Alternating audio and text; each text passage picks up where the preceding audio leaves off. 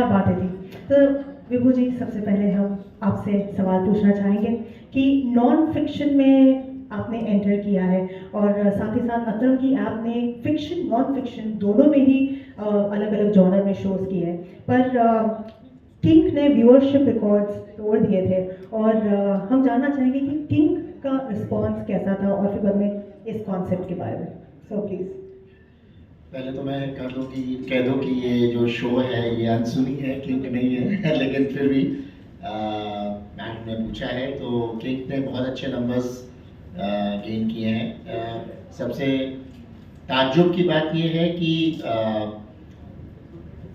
Female section को बहुत अच्छा लगा। मतलब जो हमारे पास रिजल्ट्स और रिकॉर्ड्स हैं, जो नंबर्स आए वो फीमेल्स के बहुत ज़्यादा हैं और iOS यूज़र्स उसमें बहुत ज़्यादा हैं। और नॉन फिक्शन की जो बात कहें तो आज की तारीख में काफ़ी चैनल्स, काफ़ी OTT प्लेटफॉर्म्स इसको ट्राई कर रहे हैं और ला रहे हैं, लेकिन नॉन फिक्शन शोज़ एक बहुत ही, मतलब कहना चाहिए कि फिक्शन बनाना एक बहुत आसान काम होता है, बट नॉन फिक्शन के लिए बहुत गंभीर रूप से इसमें काम किया जाता है, इसमें बहुत रिसर्च करी जाती है और इसको बनाना एक टाइम टेकिंग है। मतलब अगर मैं अनसुनी की बात करूं तो अनसुनी ये ऐसा नहीं है कि ये एक दिन में बना, इसके पीछे बहुत बड़ा एक थॉट प्रोसेस था।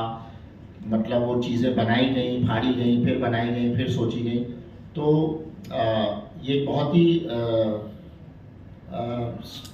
एक बहुत सोच के साथ और एक बहुत मजबूत इरादे के साथ इसको बनाया गया। और नॉन फिक्शन शो के अंदर आने का इरादा या इसके और भी हम लोग और भी कई शोज ला रहे हैं और अनसुनी का हम ऑफकोर्स सीज़न 2 लाएंगे, क्योंकि भाव से भी मिलने के लिए लोग बहुत व्याकुल हैं, अपनी बात कहने के लिए बहुत व्याकुल हैं। तो नॉन फिक्शन शो हम ऑफकोर्स आगे भी ला रहे हैं और ये एक ऐसा पर्टिकुलर हिस्सा है जो अभी OTT प्लेटफॉर्म्स काफ़ी कम है, अवेलेबिलिटी नहीं है, और नॉन फिक्शन अब लोग ज़्यादा देखने में इंटरेस्टेड रहते हैं, तो उसके पीछे लाने का मोटिव यही है।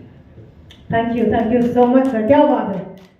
वैसे किंग के शानदार सफलता के बाद में अतरंगी आप पर ये दूसरा अलग जॉनर है, तो ये सवाल मैं निवेदा जी आपसे भी पूछना चाहूँगी और विभू जी आपसे भी जानना चाहूँगी कि है ना, ये एक अनोखा कॉन्सेप्ट है अनसुनी, तो आप हमें इसके बारे में कुछ बताएं कि किस तरह से कब ये शुरू हुआ ये कॉन्सेप्ट।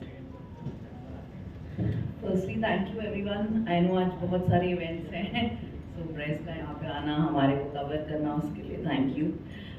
अनसुनी एक्चुअली हम लोग 1 साल से बनाने की कोशिश कर रहे हैं और जैसा कि विभू जी ने कहा कि पेपर फटते थे, कॉन्सेप्ट फटते थे, क्योंकि आई थिंक इसका ओनस काफ़ी हमारे होस्ट पे जाता है, जिसकी वजह से हम ज़्यादा और इंस्पायर हुए। I think the day we sealed Hindustani vow on paper with Vibhu ji, me and Tarvesh and Caddy, I think we hit home. हमें तब पता चल गया कि हमें किस तरह का कॉन्सेप्ट बनाना है और बहुत इंटरेस्टिंग हमारे पास स्टोरीज आने लग गए। हमने जब पहला उनका बाइट डाला था कि आप हमारे पास स्टोरीज लेकर आइए, मतलब हम खुद चकित थे कि कई लोग बहुत नॉर्मल चीज़ें भी उनसे शेयर करना चाहते थे। तो अगर आप देखेंगे सीरीज तो हमने कुछ फनी वाले स्टोरीज भी रखे हैं, कुछ रियल इंसिडेंट भी रखे, कुछ हार्ड हिटिंग स्टोरीज भी हैं, क्योंकि आई थिंक जैसे उनकी पर्सनालिटी है होस्ट की, लोग सोचते हैं कि बाय हुक और बाय क्रुक हमें कुछ जस्टिस तो मिल जाएगा।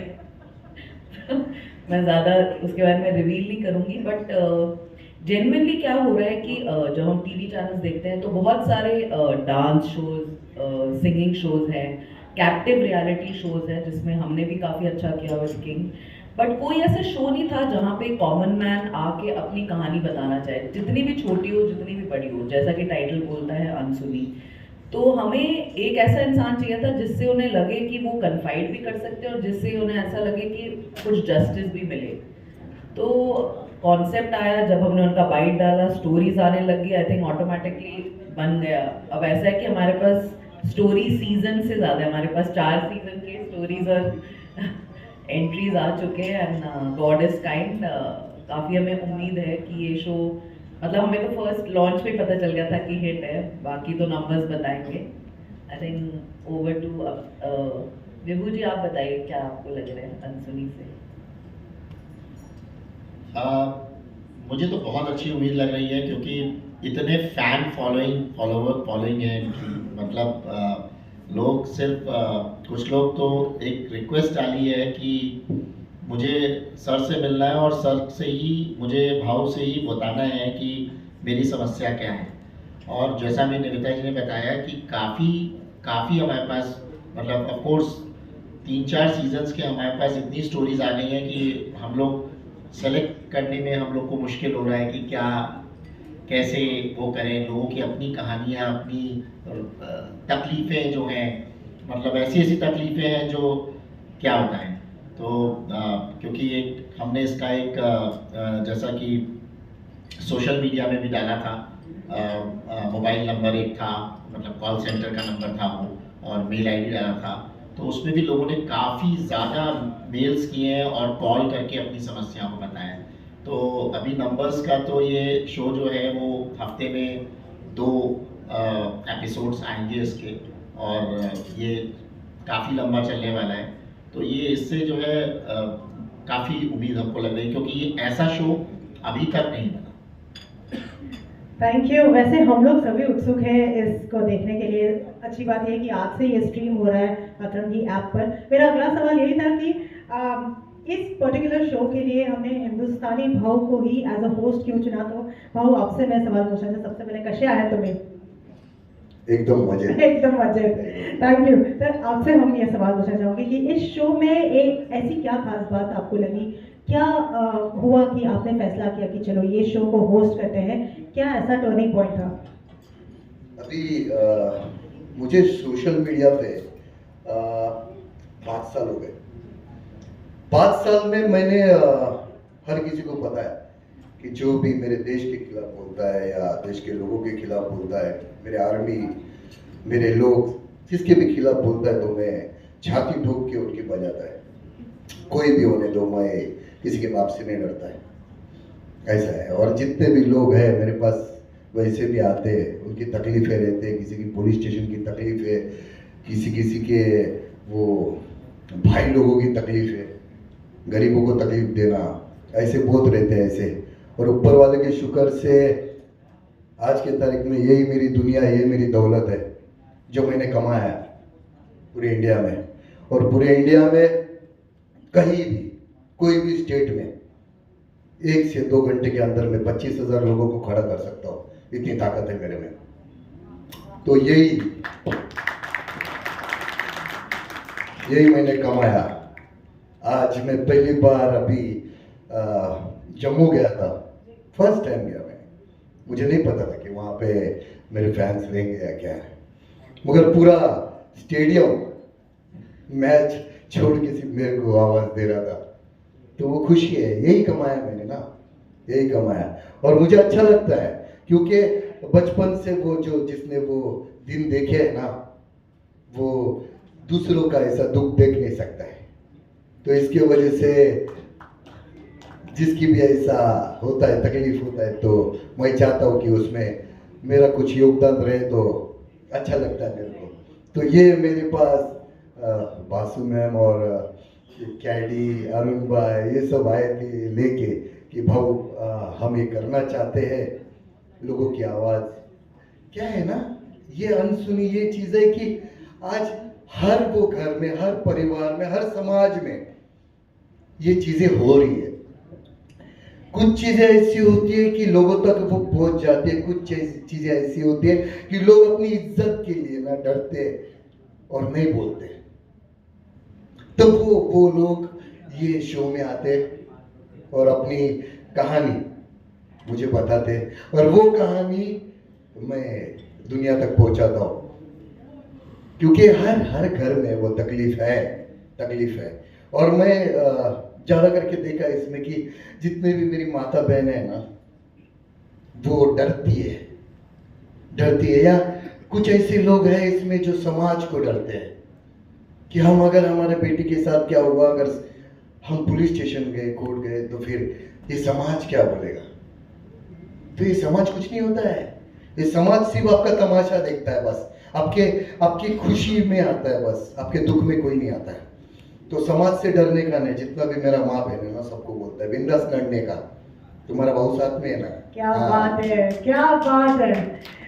भाऊ, आपसे एक और सवाल पूछना चाहूँगी। आपने एक्सपीरियंसेस बटोरे, आपने सभी लोगों से बातें की है। अनसुनी एक ऐसा चैट शो है, एक ऐसा टॉक शो है जहाँ पर आप आम लोगों की बातें सुन रहे हैं, उनके एक्सपीरियंसेस सुन के उन्हें आप हौसला दे रहे हैं, उन्हें आप कुछ मसले दे रहे हैं। तो कैसा रहा आपका एक्सपीरियंस?